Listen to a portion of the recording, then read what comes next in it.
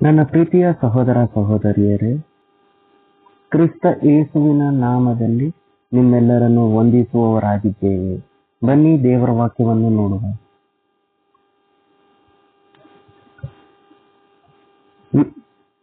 ಕೀರ್ತನೆಗಳು 121 ಅಧ್ಯಾಯ 1ನೇ ವಚನ. ನಾನು ಕಣ್ಣೆತ್ತಿ ಪರ್ವತಗಳ ಕಡೆಗೆ ನೋಡುತ್ತೇನೆ, ನನ್ನ ಸಹಾಯವು ಎಲ್ಲಿಂದ ಬರುವುದು? ಭೂಮ್ಯಾಕಾಶಗಳನ್ನು ಉಂಟು ಮಾಡಿದ ಯೆಹೋವನಿಂದಲೇ ನನ್ನ ಸಹಾಯವು ಬರುತ್ತದೆ. ಆತನು ನಿನ್ನ ಪಾದಗಳನ್ನು ಕದಲಗೊಳಿಸದಿರಲಿ.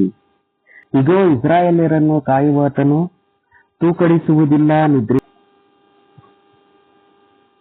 ಯೆಹೋವನು ನಿನ್ನನ್ನು ಎಲ್ಲಾ ಕೇಡಿನಿಂದ ತಪ್ಪಿಸುವವನು, ನಿನ್ನ ಪ್ರಾಣವನ್ನು ಕಾಯುವವನು. ನೀನು ಹೋಗುವಾಗಲೂ ಬರುವಾಗಲೂ ಇಂದಿನಿಂದ ಸದಾಕಾಲವು ಯೆಹೋವನು ನಿನ್ನನ್ನು ಕಾಪಾಡುವನು ಎಂಬುವಂತದೇ. ದೇವರ ನಾಮಕ್ಕೆ ಸ್ತೋತ್ರ ಉಂಟಾಗಲಿ. ನನ್ನ ಪ್ರೀತಿಯ ಸಹೋದರ ಸಹೋದರಿಯರೇ, ಯಾಕಂದ್ರೆ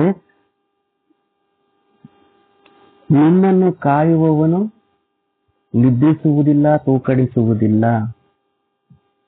ಎಂಬುದಾಗಿ ದೇವರ ವಾಕ್ಯದಲ್ಲಿ ನಾವು ನೋಡ್ತೀವಿ.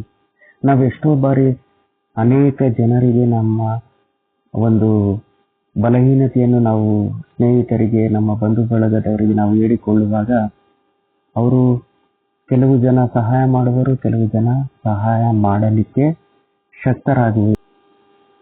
ಆದುದರಿಂದ ಭೂಮ್ಯಾಕಾಶಗಳನ್ನು ನಿರ್ಮಿಸಿದ ಯೆಹೋವನಿಂದಲೇ ನನ್ನ ಸಹಾಯವು ಬರುತ್ತದೆ ಎಂಬುದಾಗಿ ಇಲ್ಲಿ ದಾವೀದನು ಹೇಳುವವನಾಗಿದ್ದಾನೆ.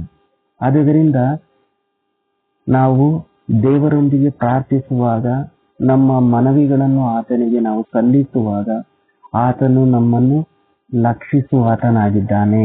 ನಮ್ಮ ಪ್ರಾರ್ಥನೆಗೆ ಸದುತ್ತರವನ್ನು ಕೊಡುವಾತನಾಗಿದ್ದಾನೆ. ಎಡಬಿಡದೆ ದೇವರಿಗೆ ಪ್ರಾರ್ಥನೆ ಮಾಡಿರಿ ಎಂಬುದಾಗಿ ಯೇಸು ಕ್ರಿಸ್ತನು ಹೇಳುತ್ತಾನೆ. ನಮಗೆ ಯಾವುದೇ ಒಂದು ರೀತಿಯ ಸಹಾಯ ಬೇಕು ಎಂಬುದಾಗಿ ನಾವು ಅನ್ಕೊಳ್ಬೇಕಾದ್ರೆ ನಮ್ಗೆ ಮೊದಲು ಅನ್ಸೋದೇನು? ಸ್ನೇಹಿತನಿಗೆ ನಾವು ಫೋನ್ ಮಾಡ್ತೀವಿ, ಈ ತರ ನಮ್ಗೆ ಪ್ರಾಬ್ಲಮ್ ಇದೆ ಅಂತ ನಾವು ಕಮ್ಯುನಿಕೇಟ್ ಮಾಡ್ತೀವಿ. ಅದರಂತೆ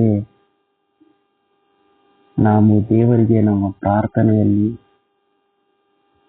ನಮ್ಮ ಮನವಿಗಳನ್ನು ದೇವರಿಗೆ ಸಲ್ಲಿಸುವಾಗ ಆತನು ಸೃಷ್ಟಿಕರ್ತನಾಗಿದ್ದಾನೆ. ಆತನು ನಮ್ಮ ಪ್ರಾರ್ಥನೆಗೆ ಕಿವಿಗೊಡುವಂತ ದೇವರಾಗಿದ್ದಾನೆ. ನಾವು ಪ್ರಾರ್ಥಿಸುವಾಗ ನಂಬಿಕೆಯಿಂದ ನಾವು ಪ್ರಾರ್ಥಿಸುವುದಾದರೆ ದೇವರು ನಮ್ಮ ಪ್ರಾರ್ಥನೆಗೆ ಸದುತ್ತರವನ್ನು ಕೊಡುವವನಾಗಿದ್ದಾನೆ. ಹೀಗಾಗುವಂತೆ ದೇವರು ತಾನೇ ತನ್ನ ಆತ್ಮನ ಮೂಲಕ ನಮ್ಮೊಬ್ಬೊಬ್ಬರನ್ನು ಸಹಾಯ ಮಾಡಲಿ. ನಮ್ಮ ನಂಬಿಕೆಯು ಬಲಗೊಳ್ಳಲಿ.